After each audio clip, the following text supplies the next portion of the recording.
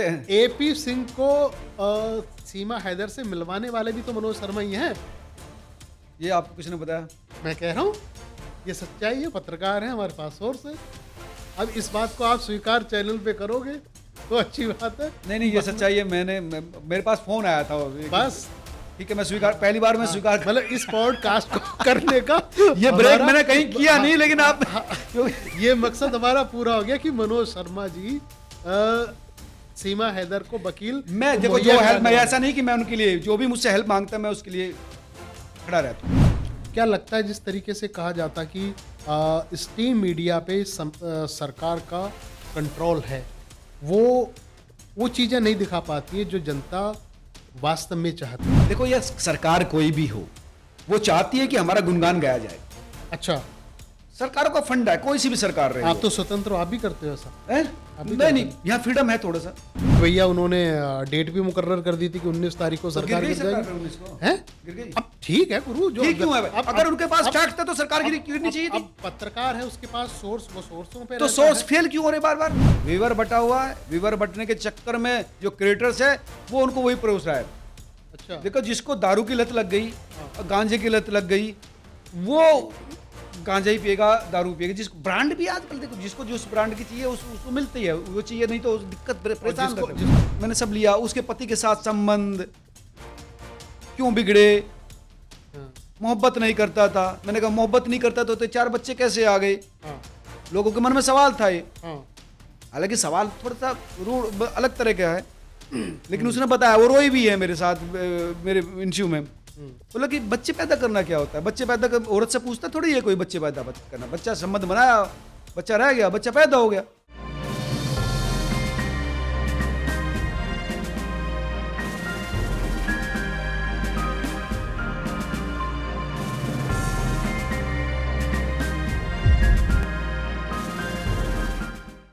जब आप फोन को स्क्रॉल करते हो, हर तीसरी चौथी एक रील आती है और रील पे एक आईडी होती है, आईडी पे लिखा होता है A to Z। बड़े इन्फ्लुएंसर हैं और बड़े यूट्यूबर हैं जो हर मुद्दों पे आपको कहीं ना कहीं दिखाई दे जाएंगे।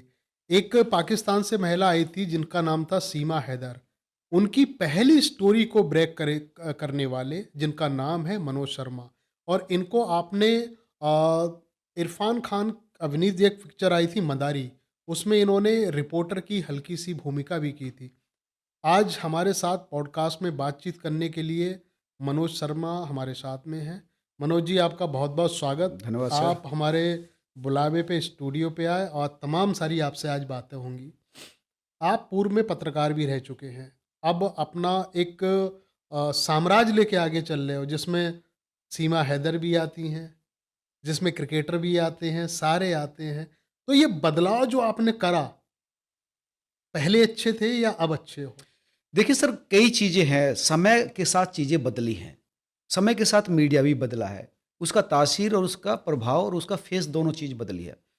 जब की बात कर रहे हैं, जब हम मेन स्ट्रीम में जर्नलिस्ट थे तो उसमें सिलेक्टिव अप्रोच थे, कम मुद्दे थे। राजनीति, एंटरटेनमेंट में बॉलीवुड था, गेम में क्रिकेट था। ये 3-4 मुद्दे के इर्द गिर्द न्यूज चलती थी।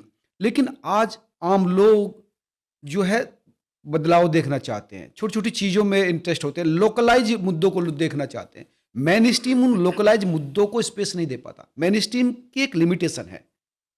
डिजिटल प्लेटफॉर्म ने विस्तृत दायरा खोल दिया है, तो क्रिएटर्स के लिए स्पेस बहुत ज़्यादा हो गया। आप अगर अच्छे क्रिएटर्स हैं, आपको समझ में है कि लोग का इंटरेस्ट क्या होगा, लोग क्या सर्च कर रहे होंगे जो मेन स्ट्रीम नहीं दिखा पा रहा है। देखो, मेन स्ट्रीम सिलेक्टिव अप्रोच करता है, वहां पर काम करने वाले लोगों को एक सामाजिक सुरक्षा होती है। सोशल मीडिया के क्रिएटर्स के पास 2 चीजें होती है। एक तो उसके पास फ्रीडम होती है कि वो जो चाहे वो बना सकता है, उसको किसी एडिटर से नहीं पूछना होता, उसको लिमिटेशन नहीं दी गई आपको यही करना है, वो जो चाहे वो करना है। लेकिन उसको अगर इतनी सेंस है कि भाई मैं ये चीजें अगर दिखाऊं तो मेन स्ट्रीम के पास नहीं, अगर वो स्मार्ट हैगा तो वो बेहतर तरह से चीजें प्रेजेंट करेगा, तो फिर लोग उसको देखेंगे कि यार ये अलग चीज, अलग। बिल्कुल आप सही कह रहे। जैसे अभी आपका मैंने एक वीडियो देखा था जो बिहार के जो सीएम साहब हैं नीतीश कुमार जी, उन्होंने हिजाब उठाया था एक महिला का, आपका वो 10M तक पहुंचा हुआ है, 10 मिलियन तक पहुंचा हुआ है, जबकि वो स्टोरी मीडिया ने भी उठाई थी, औरों ने भी उठाई थी, उतनी व्यूअरशिप नहीं आई थी। तो इसमें हम क्या क्या समझें कि एक भाई एक यूट्यूबर उसमें क्या झोंक देता है, क्या छौका ऐसा डाल देता है कि उनकी सारी चीज वायरल हो जाती है। इसमें भी एक एक्चुअली क्या बहुत सारे सवाल है। मेन स्ट्रीम का जो रिपोर्टर्स है वो जनरली सिलेक्टेड 4 या 5 सवाल पूछता है। क्या हुआ, कैसे हुआ, क्यों हुआ, उसने ये कहा, उस पर आपके क्या कहना है। ये 4-5 रिसर्च नहीं होती ज्यादा। रिसर्च नहीं होती, वैरायटी नहीं होती, डेप्थ नहीं होती। जी। होती, मैं ये नहीं कहती नहीं होती, होती है, सब कुछ होती। लेकिन जो फ्री क्रिएटर्स है वो बहुत सारे सवाल, वो सवाल भी पूछ लेता है जो मेन स्ट्रीम वाला हिचकता है। वो लगता है कि नहीं ये सवाल यार पूछूं ना पूछूं, पूछूं ना पूछूं। लेकिन जो कंटेंट क्रिएटर्स है वो पूछ लेता है। जो पर्दे के पीछे की भी चीजें हैं वो भी पूछ लेता है। जब वो पर्दे के पीछे की चीजें पूछ लेता है तो वो कंटेंट उसके पास है। और लोग कहेंगे यार इसने ये क्या पूछ लिया, ये हमारे दिमाग में भी था लेकिन कहीं मिला नहीं। तो क्या मेन स्ट्रीम की जो मीडिया है उसकी पूछ पे किसी ने पैर रखा हुआ है, जो जैसा आप कह रहे हो कि वो वैसा नहीं कर पाता, आप ऐसा कर देते देखो हो। रमेश जी, आप एक दिग्गज पत्रकार रहे हैं, आपने हर विधा में काम किया, इलेक्ट्रॉनिक में भी किया, प्रिंट में भी किया, पेपर्स में भी किया, मतलब हर जगह किया। तो आप आपके बेहतर साथ भी तरीके से आपके साथ भी काम हमारे कर रहा साथ भी काम किया, हमने आपके साथ किया। एक बात है, आपको पता है गेट कीपर एक कॉन्सेप्ट होता है मेन स्ट्रीम में, जिसका मतलब होता है एडिटर। है। एडिटर बताता है कि भाई इस फ्रेम में आपको रहना है, ये सवाल पूछने, ये नहीं पूछने, सवाल को इस तरह से पूछना है और किस मुद्दों को छूना नहीं छूना। उसके बाद भी एडिटर देखेगा, चेक करेगा, वीडियो एडिटर देखेगा, फिर आपका एडिटर देखेगा, फिर फाइनल करके अब जाओ आप ऑन एयर जाने से पहले आपको 10 जगह गेट कीपर कई पड़ाव से गुजरना पड़ता है लेकिन यहाँ उससे। कंटेंट क्रिएटर के पास रिसर्चर का भी जिम्मा है, हाँ। कंटेंट क्रिएटर का भी, प्रोड्यूसर का भी, और फिर वो उसको सारा कुछ वन मैन आर्मी वाला जो कॉन्सेप्ट है वो है। हाँ। तो इसमें आदमी की सारी जिम्मेदारी खुद की है, हाँ। और खुद का प्लेटफॉर्म भी है ज्यादातर इसलिए पूरी फ्रीडम है, फ्री जो चाहो वो कर लो, कोई रोक ऐसा नहीं है टोक कि वाला नहीं है। फ्रीडम नहीं है। जैसे जनरली अगर बात करें कंटेंट क्रिएटर्स यूट्यूब पर, फेसबुक पर, इंस्टाग्राम पर ही वीडियो बनाते हैं, इनके भी अपने रूल एंड रेगुलेशन है। फ्रीडम कुछ आती नहीं, फ्रीडम उतनी है कि आपके नाक तक है, किसी का प्रति आप सम्मानजनक भाषा का इस्तेमाल नहीं कर सकते, मानहानि नहीं कर सकते, वो सारी चीजें। लेकिन कंटेंट क्रिएशन में आप वैरायटी ला सकते हैं, तो वो सारी चीजें हैं जो उसको थोड़ा सा स्पेस दे देती है, बेहतर करने का मौका दे देती है, बॉक्स से बाहर जाकर प्रोड्यूस करने का मौका दे देती अच्छा है। मनोज जी, ये चीज ये इसको भ्रम बोलें या इसमें सच्चाई बोलें कि क्रिएटर्स की भरमार है आज की डेट में। पहले अगर देखते गिना चुने लोग हुआ करते थे, जैसे आप तो लंबे समय से अपना खुद का A to Z प्लेटफॉर्म लेके आप चल रहे हो, तो पहले के मुकाबले अब अगर देखें, क्या व्यूअरशिप कम हुए हैं, या फिर ये होता था कि भाई इसमें पैसा बहुत है, एक रील्स आप डालो उसमें कई आप लाखों हजारों रुपए कमा लेते थे, क्या कमाई में भी कोई फर्क पड़ा है अब? देखो, बहुत सारे कंटेंट क्रिएटर आते तो कई लोग सोचते नहीं इससे कंपटीशन बढ़ जाएगा, दिक्कत आएगी। ये एक फैक्ट है, लेकिन सच ये नहीं। जब बहुत सारे लोग किसी काम को करते हैं तो उसके प्रति लोगों को उसका मार्केट भी बढ़ता है। तो सोशल मीडिया का मार्केट भी बढ़ा है, ऐसा नहीं है। आप हर अगर साल का डाटा देखें तो उसके व्यूवर्स की संख्या बढ़ी है, कंज्यूमिंग की पावर बढ़ी है। तो कंटेंट क्रिएशन कंपटीशन ही, कंपटीशन सिर्फ ये है कि आप बेहतर कंटेंट दें, आप अपनी नीच नीच का मतलब है कि वो जिसमें आप बेहतर कर सकते हैं, आपका अपना जो स्पेस है वो आप क्रिएट कर सकते हैं। उस नीच में अगर आप बेहतर करेंगे तो कंपटीशन का कोई दिक्कत नहीं। और सोशल मीडिया पर पैसा कमाना इतना आसान भी नहीं है और इतना कठिन भी नहीं है। अब इतना आसान नहीं है। हाँ, अब इतना आसान भी नहीं है। अभी कल परसों में जो एक रील्स मेरी वायरल हुई है, अभी 10 मिलियन के करीब रीच थी आज सुबह जो उसका देखा, उसमें $75 आए फेसबुक पर। अच्छा। हाँ, 10 मिलियन में $75 अगर रीच आ रही है, आप समझिए रील्स का, क्योंकि फेसबुक ने अब हर वीडियोस को तो गुरु ऐसे तो माला माल हो रहे हो, एक रील में अगर $75 आ रहे हैं 10 मिलियन न गई ना, 10 मिलियन तक गई है, फिर नौकरी चाकरी वाला आपके सामने पानी क्या भरेगा? नहीं तो वो रोज ही नहीं जा रही अच्छा, ना 10 मिलियन। मैं एक जानना चाहता हूँ कि मनोज शर्मा का जो कंटेंट है वो न्यूज बेस्ड है, एंटरटेनमेंट है, या फिर और क्या और कुछ है? आप किस कंटेंट पे काम करते हो? जनरली एक्चुअली एक तो ये बैरियर भी नहीं कि किस पे बनाना आपको, नथिंग, ये है नहीं। लेकिन जनरली क्योंकि हम लोग जर्नलिस्ट बैकग्राउंड के रहे हैं, जर्नलिस्ट के दौर से गुजरे हैं, पत्रकारिता का दौर वही था जिसमें राजनीति वो और आपके रील्स क्राइम, में वो दिखता भी है, आपकी राजनीति और वीडियोस क्राइम में ही भी दो दिखता दो है। मुख्य सेगमेंट होते थे, एंटरटेनमेंट होती थी। तो यहाँ पर भी जनरली अगर वाइड एरिया में देखें तो इसी तरह की चीजें हैं। रोज का जो करंट अफेयर्स है वो पॉलिटिक्स क्राइम के इर्द गिर्द है, अपडेट्स। तो जनरली मेरा कंटेंट भी पॉलिटिक्स से, सामाजिक मुद्दों से भी है। जैसे सीएम हैदर का आपने नाम लिया, तो वो एक जनरली सोशो इश्यूज है, पॉलिटिक्स से भी जुड़ा हुआ है क्योंकि वो पाकिस्तान से रिलेटेड है मामला। फिल्म और कैसी मिली थी आपको? मदारी फिल्म बड़ी फिल्म थी। इरफान खान, स्वर्गीय इरफान खान मेरे बड़े चहेते, मैं उनका जी बहुत जी पसंद करता था। उनकी फिल्म में आपने एक रिपोर्टर का भी रोल करा था, जो इंडिया गेट पे आप खड़े हुए थे।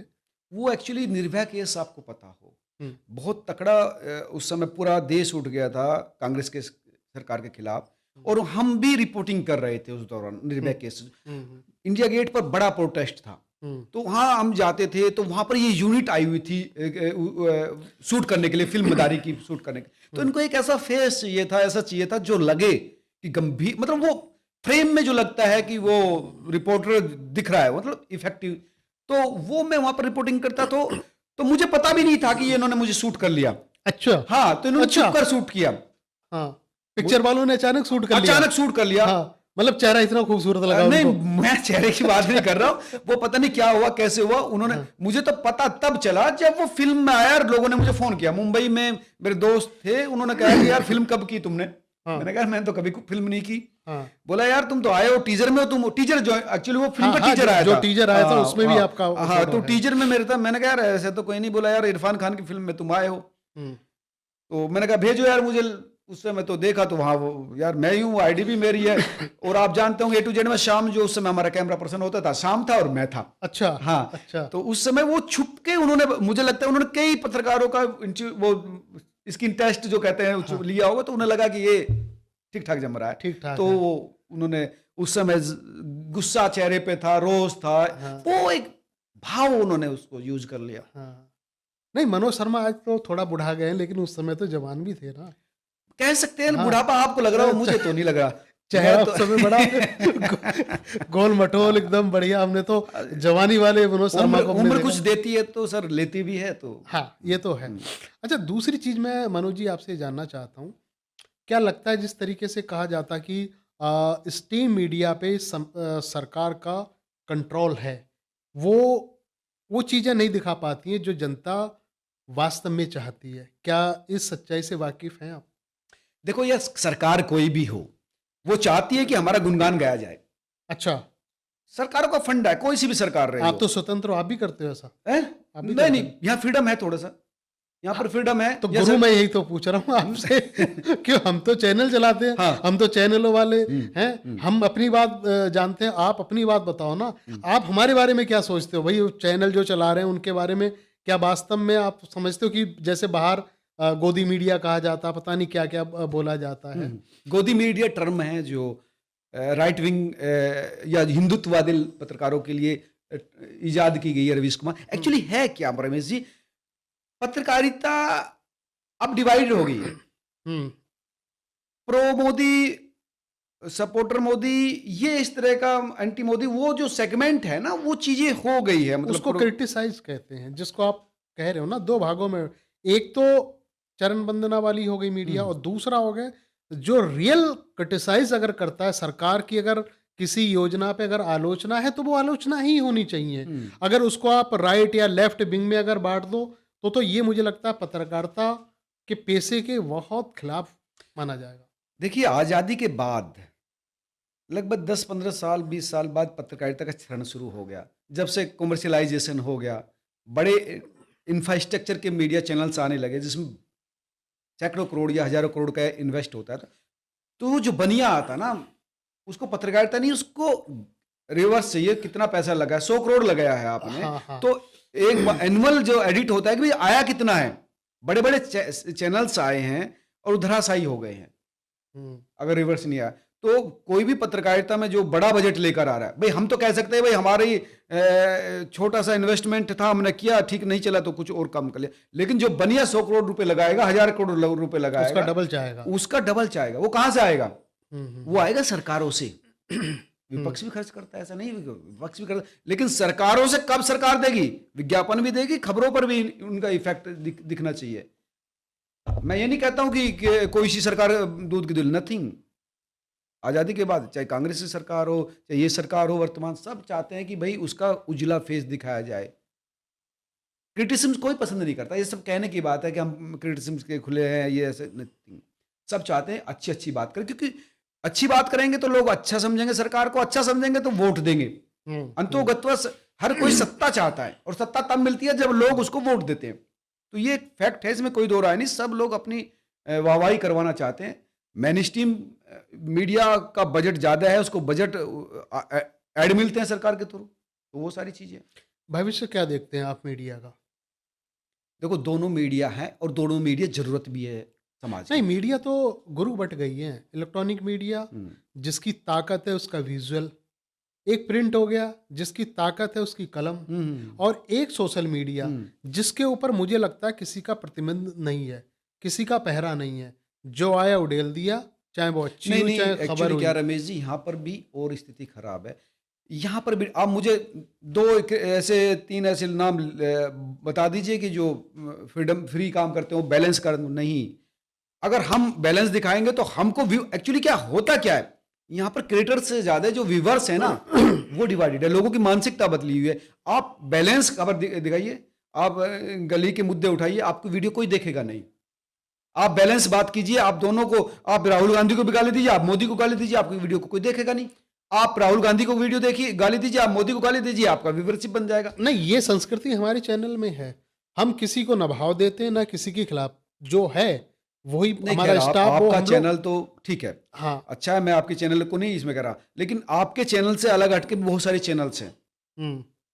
उन चैनल को कैटेगरीलाइज आप कर लीजिए, तब आपको डाटा निकल कर आएगा कि वास्तव में क्या पत्रकारिता बची है। एक्चुअली दिक्कत यह है, सिर्फ क्रिएटर्स या चैनल्स की दिक्कत नहीं, व्यूवर्स की दिक्कत है। एडिक्शन हो गए व्यूवर, जो व्यूवर जो सुनना चाहता है, जो देखना चाहता है, उसी चैनल को देखेगा। यस। उसकी मानसिकता को जो तृप्त करे उसको वो सुनेगा। रोज मैं एक अभी ट्विटर पर वीडियो वायरल हो रही थी, एक बड़े दिग्गज पत्रकार थे, क्रांतिकारी, हाथ मलने वाले, रोज सरकार को गिराते थे। वो सुबह गिरने वाली है, सुबह सरकार गिरेगी, सुबह सरकार। अरे यार 11 साल से नॉन स्टॉप चल रही, कभी भी अल्पमत नहीं लगा, वो सरकार रोज गिरा। यार शर्मनाक स्थिति है। क्या है ये? लेकिन हो सकता है उस आदमी को इतनी सेंस नहीं कि सरकार गिरे। हो सकता है उनके पास फैक्ट हो। उनका एक वीडियो मैंने देखा था, एप्स्टेन का आया था हुआ कि भैया उन्होंने डेट भी मुकर्रर कर दी थी कि 19 तारीख को सरकार गिर जाएगी। हैं? गिर गई। अब ठीक है गुरु, जो ठीक क्यों है? अगर उनके पास फैक्ट था तो सरकार गिरनी चाहिए थी। अब पत्रकार है, उसके पास सोर्स, वो सोर्सों पे तो सोर्स फेल क्यों हो रहे बार बार? हाँ, ये है, ये सवाल। माफी क्यों नहीं मांगी? ये सवाल अपने आप में बड़ा हो जाता है कि सोर्स झूठे कैसे साबित हो रहे हैं।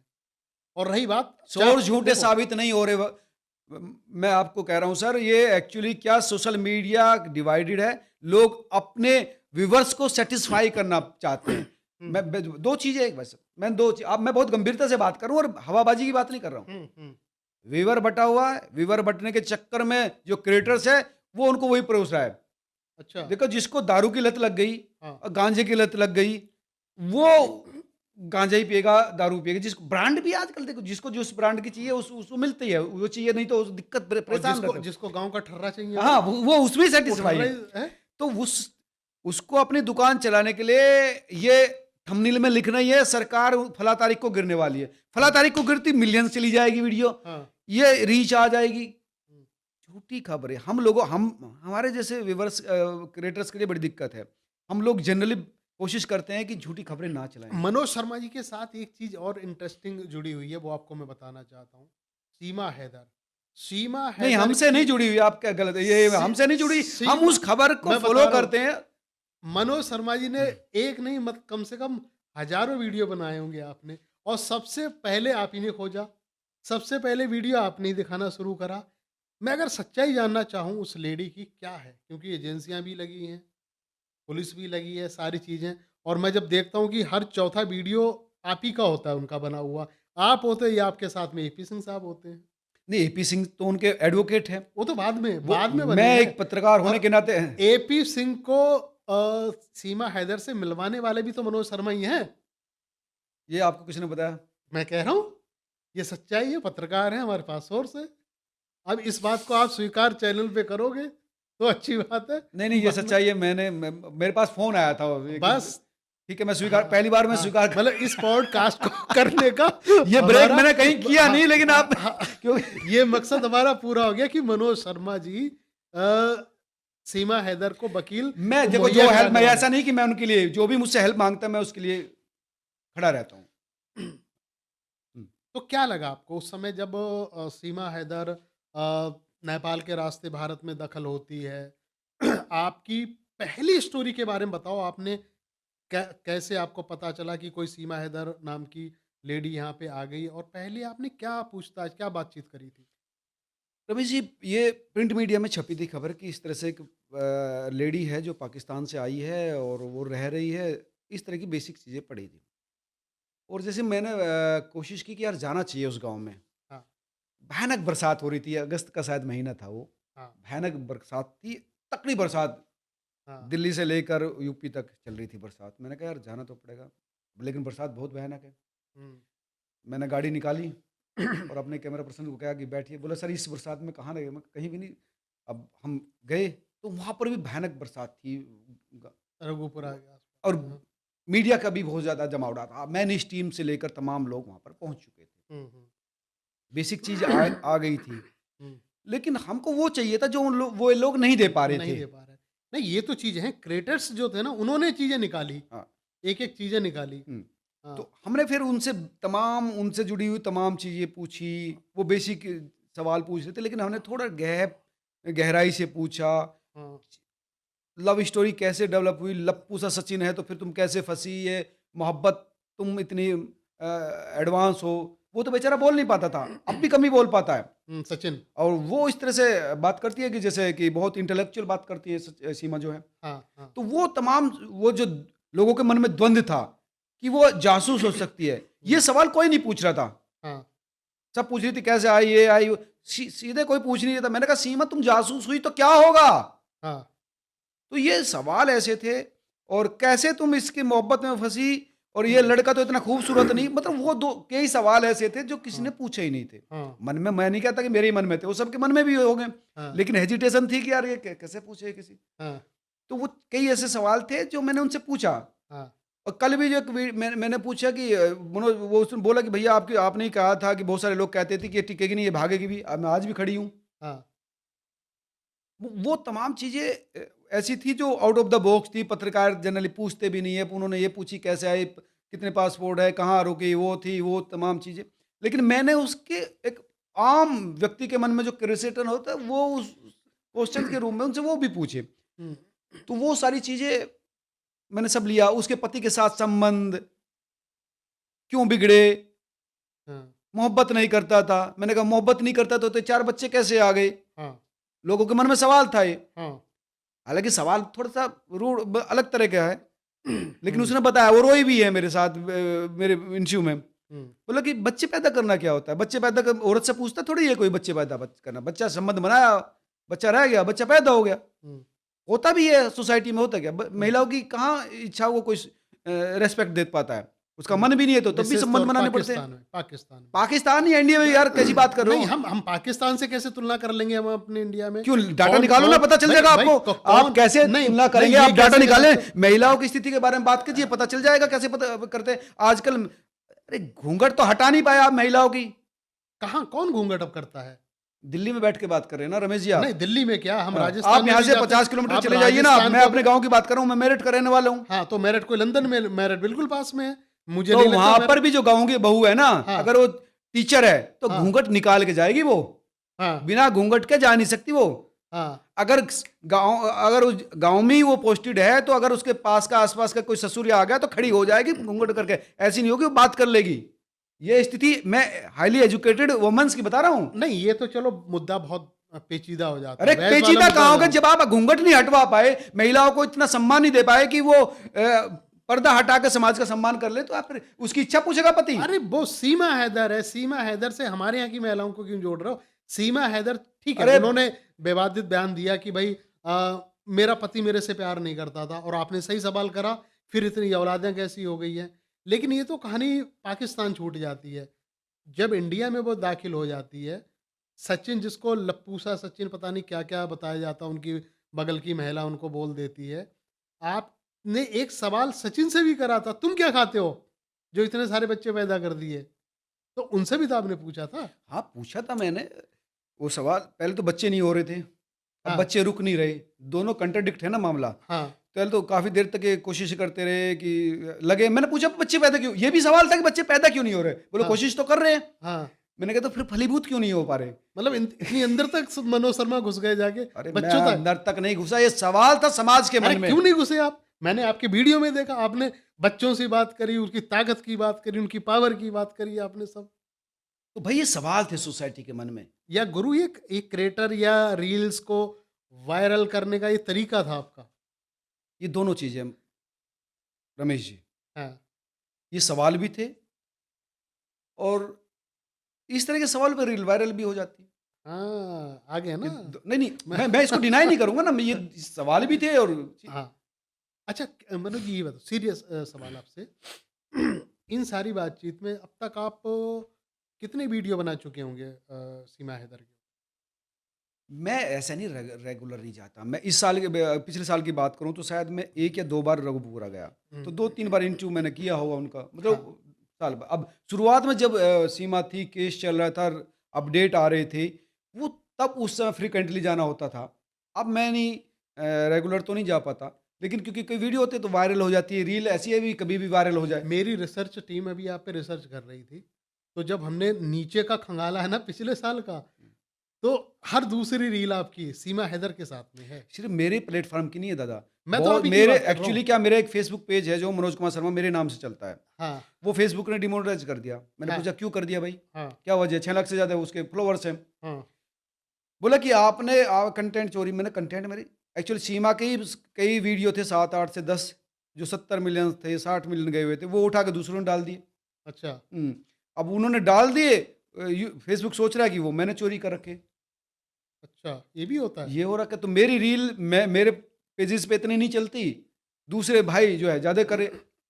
तमाम ऐसी चीज़ें हैं जो मतलब हर मेरी वीडियो, शायद ही कोई मेरी वीडियो होगी जो चोरी ना हुई हो। पाकिस्तान में आपकी रील्स जो सीमा हैदर के साथ आप इंटरव्यू कर रहे हैं, इतनी ज़्यादा मतलब आग की तरह वायरल हुई है। वायरल है अभी की जो कल की वीडियो सीमा हैदर की जो वीडियो मैं कह रहा हूँ, हाँ, 10 मिलियन जो है 24 घंटे में चली है। हाँ, 5 मिलियन के करीब 5.1 मिलियन वो इंडिया में चली है। 5 मिलियन से ज़्यादा वो पाकिस्तान, सऊदी अरब और हाँ, यूएई हाँ, और नेपाल बिल्कुल, और बिल्कुल। भूटान, बांग्लादेश में देखी गई है। हाँ, लेकिन वो सारे खोज रहे हैं मनोज शर्मा को, पाकिस्तानी भी और सऊदी। अरे खोजने दो, उससे क्या फ़र्क पड़ता है? मैं हाँ, तो मुझे आते हैं मेरे पास कितने नॉन स्टॉप मेरा भरा रहता है, मैं देख नहीं पाता। कोई हाँ, गाली दे रहा, कोई आई लव यू कह रहा। तो दोनों ही हाँ, तरह के लोग हैं। हाँ। तो आई लव यू अच्छा लगता है, गाली अच्छी लगती है? यार क्या फ़र्क पड़ता है? मैं तो अपना काम करता हूँ, जो मुझे लगता है कि ठीक है वो पूछ लेता हूँ। हुँ, कोई मोहब्बत करे या गाली दे, उससे फ़र्क क्या पड़ता है? तो अब कब जा रहे हो सीमा हैदर से मिलने के लिए? नहीं, नहीं, नया जब भी साल? कोई घटना होगी उससे जुड़ी हुई तभी जाऊँगा, ऐसा तो कुछ ऐसा अरे नहीं है। गुरु, घटना क्यों नहीं है? बच्चा पैदा होने वाला है फिर। हाँ, तो बच्चा हाँ, पैदा होगा तो अगर वो कुछ बनेगा तो हम जाएँगे। नए साल की शुभकामनाएँ दे दी? नहीं, नए साल की कोई ऐसा तो फॉर्मल रिलेशन तो मेरा है नहीं कि भई हाँ, ब कुछ इस तरह का है, नहीं ऐसा है। नहीं, बात नहीं हुई, साल तो बात ही नहीं हुई और मेरी। आपने उनका नाम एपी सिंह से भी जोड़ दिया था? नहीं, मैंने नहीं जोड़ा, फिर वही बात है। लोगों ने कहा, मेरे उस पर आके कहा, उसकी बहन ने कई बार मुझे व्यक्तिगत व्हाट्सएप किए, उधर हाँ, से पाक मैंने वो भी सवाल किया। कई लोगों के मैसेज आए, हाँ, उनसे बात करवानी। मैं वो सवाल मैंने एक सवाल वो छोड़ा नहीं है, कोई मुझ पर आरोप लगाने लगे। हाँ, मैंने वो सवाल एक भी सवाल उनसे व्यक्तिगत जो मुझसे उसकी बहन से कहा, उससे बात कि भई वो मैंने हर चीज़, ये भी सवाल था कि ये बच्चा वकील का, मैंने कहा डॉक्टर साहब बच्चा तो आपका बताया जा रहा है। हाँ, आपने पूछा था? पूछा मैंने, हाँ, हाँ, मैंने कुछ छोड़ा नहीं। हाँ, उन्होंने कहा नहीं, नहीं, मेरे तो हाँ, उन्होंने हिंदुस्तान के वो सारे मज़ाक में लिया बच्चे कि भई मेरे मेरे ही तो हैं। सारे बच्चे हैं। मैंने कहा हाँ, नहीं, ये बच्चा। हाँ, तो वो ठीक है, मैं वो सारी चीज़ें कहा। हाँ। चलो, ये तो ह्यूमर्स है, किसी तरीके से लोग तरह-तरह के आरोप लगाते हैं, लेकिन अ, अब स्थिति क्या है? सीमा हैदर की जाँच का सामना कर रही है? हाँ, जाँच तो चल ही रही है एक्चुअली। एसआईआर में उसका नाम नहीं था, तो बहुत सारे लोगों ने उस समय फिर कहा कि भई ये पाकिस्तान जाएगी। पाकिस्तान जब भेजे गए उस समय, ऑपरेशन सिंदूर से पहले की बात है जब, तो उस समय भी लग रहा है। लेकिन एक्चुअली ये जो मामला है अभी जो है राष्ट्रपति के यहाँ पेंडिंग है। हुँ, तो उसके वजह से वो रेमेडी अभी डाउन है सारी चीज़ें। हुँ, अब 2 बच्चे इंडियन भी होने जा रहे हैं, एक तो हो गया, एक होने वाला है अब अगले 1-2 महीने में। हुँ, तो वो तमाम चीज़ें हैं, अब वो चल ही रहा, अब एजेंसी भी जाँच कर रही है, जाँच करी भी होगी तो ऐसा कुछ मिला भी नहीं होगा। हुँ, वो लेडी तेज़ है लेकिन उसके खिलाफ कोई सबूत तो मिला नहीं भई कि वो एंटी नेशनल सेगमेंट के साथ काम कर रही है। मैं क्लीन चिट नहीं दे रहा हूँ। मैंने हुँ, तो उससे पूछा भी है सारी चीज़ें। हुँ, हुँ। तो वो सारी, लेकिन एक बात भी है कि अगर कुछ एजेंसीज़ के पास से कुछ डाटा मिलता तो उसको ज़रूर मुझे लगता है कि नहीं, हिरासत में। आपको क्या लगा? बातचीत में कई मर्तबा आपने बातचीत उनसे करी है। कहीं ऐसा ग्लिच कहीं दिखता है उनकी बातों में कि ये वास्तव में झूठ बोल रही है?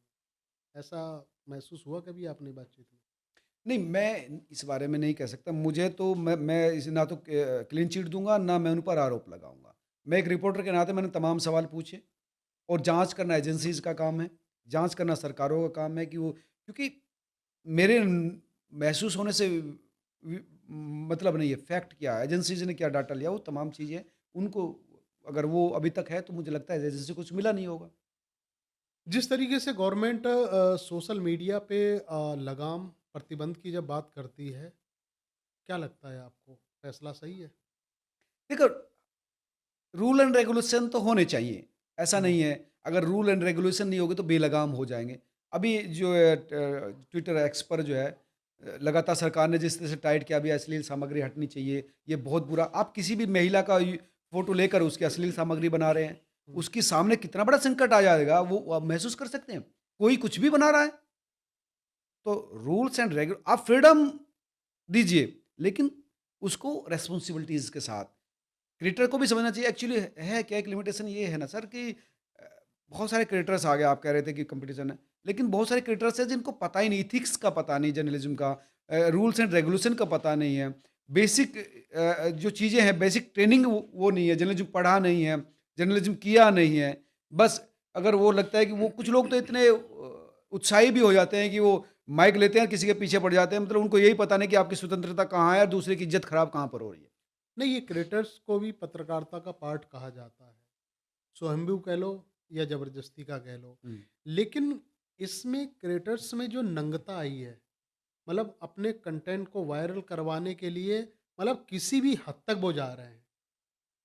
आप इससे बहुत कितने बुरी, सहमत हैं? ये ठीक है, इस तरफ सरकार बात भी नहीं करती, ध्यान भी नहीं देती। न्यूज़ को लेकर तो तमाम रूल्स भी हैं, रेगुलेशंस भी है, सरकार का भी प्रेशर है, प्लेटफ़ार्म का भी प्रेशर है। अभी आपने देखा वो मेरठ के साथ मुज़फ्फरनगर की 2 लड़कियाँ थी, हुँ, जिनको जेल हुई थी। हुँ, जेल के बाद भी उन्होंने उसी संभल गई। हुँ, फूहड़ता उसी तरीके से उनकी कंटिन्यू है, उनकी अगर अगर आप वीडियो में देखो मतलब गाली-गलौच कुछ है। और लोग देख रहे हैं, और हाँ, लोग उनको पसंद तो कर रहे 2 हैं, तरफ से हो गया उनको ना। पसंद कर रहे हैं। हुँ, मैं महक परी की बात कर रहे हैं ना आप? मैं नाम नहीं लेना हाँ, चाह रहा हाँ, था। हाँ। लेकिन ये सब चीज़ें हो रही हैं, तो मुझे लगता है कि जब सरकार अ, इनके कंटेंट हालत पे ख़राब है, लगाम अभी लगाने की सोचती है, सही है। कल की बात है, वेस्टर्न यूपी की एक जगह की एक बच्चे की माँ ने केस दर्ज करवाया, एक क्रिएटर्स के ऊपर, कि हाँ, वो उसका बच्चा उसकी रील देख रहा था, उसमें अश्लीलता आने लगी। ये स्थिति है कि भयानक रूप से जो है पेरेंट्स डरे हुए हैं कि किस तरह से बच्चों बच्चों को बचाएँ। कैसा कंटेंट शुरू हो रहा है, जहाँ कहाँ पर रहा है पता नहीं। वर्ड तक की रिकॉर्ड तोड़ रखे। न्यूज़ वाले तो तब भी बैलेंस है। हाँ, और न्यूज़ वाले जो कंटेंट प्रेसेंगे वो व्यक्तिगत रूप से ही एक व्यक्ति की मानहानि हो सकती है। भई चाहे तो राहुल गांधी की मानहानि होगी, चाहे मोदी की, वो राहुल गांधी, लेकिन इस तरह के जो ब्लॉगर्स हैं, इस तरह के कंटेंट क्रिएटर्स हैं जो डांस करते-करते महिलाओं ने रिकॉर्ड तोड़ रखे। आदिवासी, गाँव की महिला, अर्बन महिला, मैं ये अलग नहीं कर रहा हूँ, लेकिन उन्होंने जो कर रखा है ना भाई साहब, मैं म बता शर्म आती है मुझे। नहीं आप देखिएगा ना अगर कोई भी आप फ़ोन उठा लो, जब उसको स्क्रॉल करोगे ना, हर 11वीं 10वीं रील आपको ऐसी फुहड़ता से भरी होगी, नंगता से भरी होगी, जिसको अच्छा रील्स के अगर शौकीन सबसे ज़्यादा कौन है? यूथ है। यूथ है। यूथ देख रहा है, हुँ, पता चला स्कूलों में अगर वो पढ़ रहा है उसके पास फ़ोन है, हुँ। तो जब वो देखता है एक एक अबोध बालक 12, 13, 15 साल का जो बच्चा, उसके मन मस्तिष्क में कितना बुरा असर पड़ता है, ये हम आप सोच भी नहीं सकते। पढ़ता भी है, और ये जो उम्र होती है तूफ़ान की उम्र होती है। हुँ, उसके हार्मोन्स वैसे ही ज़ोर मार रहे थे। हुँ, उस समय जब उसे अश्लील कंटेंट दिखाई देगा, हाँ, तो वो और कई होते क्या है, बहुत सारे हाँ, क्राइम्स होते हैं इसी वजह से। हाँ, हाँ। महिलाओं के प्रति वो भी वैसे ही एडमिट करने की सोचेगा अपनी वो लाइफ, है ना? करते हैं। हाँ, बहुत बहुत सारी महिला क्रिएटर्स है, वो इस तरह का कंटेंट क्रिएट करती है कि उसका इफेक्ट जो है अबोध मन पे 25 से ऐसे कम उम्र के जो युवाओं पर उन पर बहुत भयानक रूप से पड़ता है। तो वो कहीं न कहीं वो महिलाओं के खिलाफ अत्याचार तो या अपराध के लिए। क्या आपको लगता है कि अगर कोई भी क्रिएटर है, यूट्यूबर्स है, तो सरकार को बहुत जल्द कदम उठाना चाहिए कि अगर कंटेंट आपका न्यूज़ का है या कोई एंटरटेनमेंट या किसी भी तरीके का है जो साफ-सुथरा है, कहने का मतलब, वो ही परोसा जाए और बाकी पे बैन कर दिया जाए? देखिए सर, एक्चुअली क्या है, एक तो प्लेटफ़ॉर्म की नीति बिल्कुल बेकार है। आप अगर न्यूज़ सेगमेंट के क्रिएटर्स हैं तो आप बंदूक नहीं दिखा सकते, खून नहीं दिखा सकते, आग नहीं दिखा सकते, तमंचा नहीं दिखा सकते, गोली नहीं दिखा सकते, खून तक नहीं दिखा सकते, थंबनेल पे नहीं कर सकते। लेकिन ब्लॉगिंग का वो गोली मारता दिखाएगा, खून करता दिखाएगा, माँ-बहन की गाली देता दिखाएगा। अगर आप फूडिंग है तो आपको बकरे काटते हुए तमाम मांस-वास पड़ा हुआ दिखाई देगा। अरे यार, वो जो कंज्यूमर है वो तो एक ही है ना। मैं वो भी देख रहा हूँ, वो भी देख रहा हूँ। आप न्यूज़ के प्लेटफ़ॉर्म तो सिर्फ़ साइन के रूप से दिखा भी नहीं सकते और अदर जगह आप सब कुछ दिखा रहे हो, तो ये तो दोगली नीति हो गई। तो आपको एक समग्र नीति बनानी चाहिए, प्लेटफ़ॉर्म को भी, सरकार को भी, और बिल्कुल स्ट्रिक्ट एक्शन लेना चाहिए। मनु जी, आपसे आखिरी सवाल ये है कि आप एक बड़े यूट्यूबर हैं, आपकी रील्स देश दुनिया में देखी जा रही है। आप ऐसे लोगों को क्या आप संदेश देना चाहते हो कि जो भी आप परोसो, वो कम से कम देखनीय हो, दार्शनिक हो, उसमें इस तरह की फूहड़ता वगैरह नहीं होनी चाहिए जिससे कोई बिगड़े या उससे गलत प्रभाव पड़े? देखो, एक ही सूत्र है, अगर आप एक क्रिएटर्स हैं, एक व्यक्ति हैं, पुरुष हैं या महिला हैं, ये देख लो कि आपका बच्चा क्या उसको देख सकता है, आपके बच्चे पर क्या इफ़ेक्ट पड़ेगा उसका। अगर आप अपने बच्चे के साथ बैठ के उसको देख सकते हैं, तो ठीक है, आप बनाइए। अगर आप अपने बच्चों को इस तरह का कंटेंट नहीं दिखाना चाहती, तो फिर दूसरे को बच्चों को दूसरों को क्यों दिखाना चाहती? तो ये थे मनोज शर्मा जी, और जो बड़े क्रिएटर्स हैं जिन्होंने बदलते परिवेश में और ऐसे में एक रील्स, एक वीडियो कितना प्रभाव डाल सकता है, अच्छा बुरा, उस पे इन्होंने खुल के बातचीत करी। और जितनी भी इन्होंने बातें करी हैं, मुझे लगता है कि ये दूसरे भी जितने क्रिएटर्स हैं उनको भी देखना चाहिए, सीखना चाहिए। आप हमारे स्टूडियो में आए और इतनी प्यारी मीठी मीठी सारी बातें की। आपका बहुत बहुत धन्यवाद। धन्यवाद रमेश जी, आपने बुलाया, समय दिया और आपके साथ बैठने का मौका मिला, सीखने का मौका मिला। मेरे लिए भी ये सौभाग्य की बात है। धन्यवाद।